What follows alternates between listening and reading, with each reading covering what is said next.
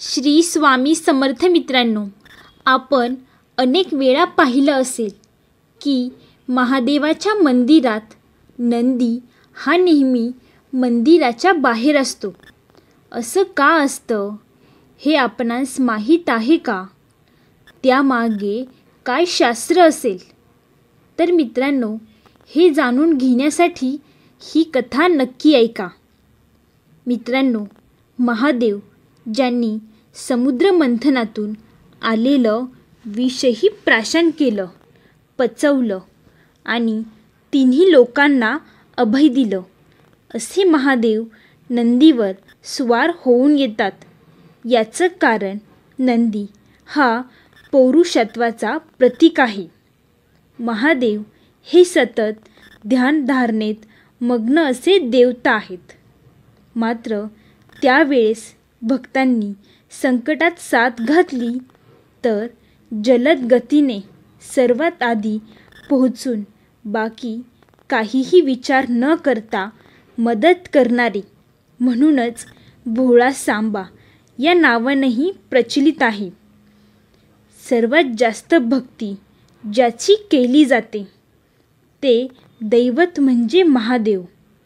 सततच्या प्रवासासाठी न थकणारं, सामर्थ्यशील आणि चपळ वाहन असणं गरजेचं असल्याने महादेवांनी नंदीला निवडलं. तर मित्रांनो, महादेवाचा नंदी मंदिराच्या बाहेर का बसलेला असतो याबाबत 2 कथा सांगितल्या गेल्या आहेत. त्यातली पहिली कथा शिलाद मुनींची आहे. तर मित्रांनो, शिलाद मुनी आजन्म ब्रह्मचार्याचे पालन करत होते.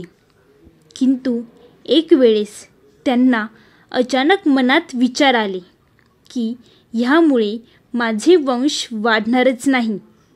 म्हणून त्यांनी इंद्राकडून पुत्र मागितला. परंतु इंद्र त्यांची ही पुत्रप्राप्तीची इच्छा पूर्ण करू शकत नव्हते. इंद्रांनी शिलाद मुनींना सांगितले की तुम्ही शंकराची आराधना करा, तुमची इच्छा ते नक्की पूर्ण करतील.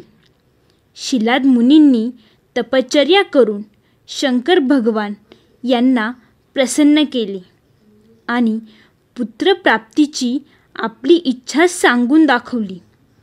तुमची इच्छा नक्कीच पूर्ण होईल, असं महादेवांनी सांगितले. एके दिवशी आपल्या आवारात चालत असताना त्यांना वाटेत एक गोरं गोमटं बाळ सापडलं.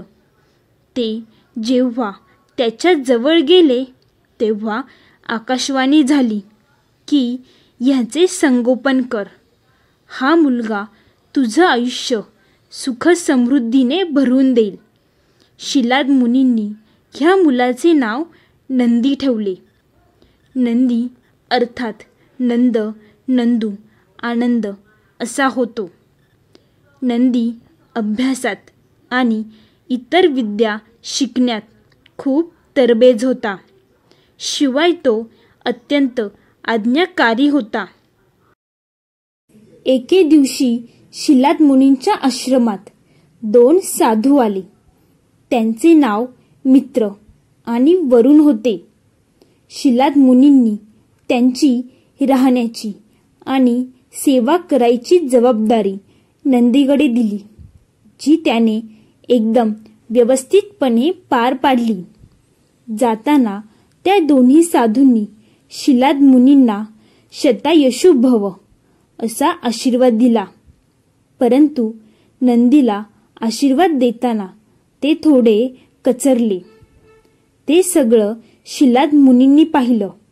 जेव्हा साधू बाहेर निघत होते तेव्हा नंदीपासून लपून छपून त्यांनी त्या दोघांना आपली शंका विचारली. त्यावर ते साधू म्हणाले की आम्ही नंदीला शतायशूचा आशीर्वाद नाही देऊ शकत, कारण त्याचं आयुष्य कमी आहे. हे ऐकून शिलाद मुनींना रडू कोसळले. इकडे ते नंदीने चटकन ओळखले आणि त्यांना विचारले की काय झाले. बराच वेळ सावरून झाल्यावर शिलाद मुनी घडलेलं सगळं नंदीला सांगतात. आपले आयुष्य कमी आहे हे ऐकून काळजी करण्यापेक्षा नंदी जोरजोरात हसतो. शिलाद मुनींना हे पाहून आश्चर्य वाटते. नंदी म्हणतो की तुम्हाला साक्षात महादेवांनी दर्शन दिले होते ना, मग मी पण त्यांना प्रसन्न करून त्यांच्याकडून आयुष्य मागतो. असं म्हणून नंदी महादेवाची उपासना करायला बसतो. नंदी हुशार असल्यामुळे महादेव लगेच प्रसन्न होतात. त्याचे ते विराट रूप पाहून नंदी भारावून जातो आणि त्यांची काहीच न मागण्याची इच्छा होते. तरी नियमानुसार त्याला मागावे लागणार असते. म्हणून नंदी म्हणतो की मला तुमच्याजवळ राहायचं आहे, पण कायम. हे ऐकून महादेव त्याला म्हणतात की माझ्याकडे असलेला बैल हा मरण पावला आहे. तू त्याच्या जागेवर आजपासून राहशील. तू माझे वाहन बनशील आणि समस्त गणांचा मुख्यही तूच राहशील. तेव्हापासून नंदी बैलाच्या रूपात महादेवाजवळच बसतो. तर मित्रांनो, अशी आहे ही नंदीची पहिली कथा, ज्यामुळे नंदी हा आपल्याला महादेवाच्या मंदिराच्या बाहेर बसलेला दिसतो. आता आपण याबद्दल दुसरी कथा जाणून घेऊया. दुसरी कथा आहे समुद्र मंथनाची.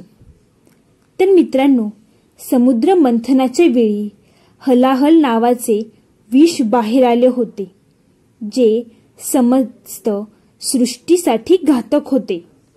त्याला नष्ट करण्याचा एकच मार्ग होता, तो म्हणजे कोणीतरी ते प्राशन करायला हवे. सगळ्या देवतांनी जेव्हा हे काम फक्त महादेवच करू शकतात असा विचार करून त्यांना विषप्राशनाची विनंती केली.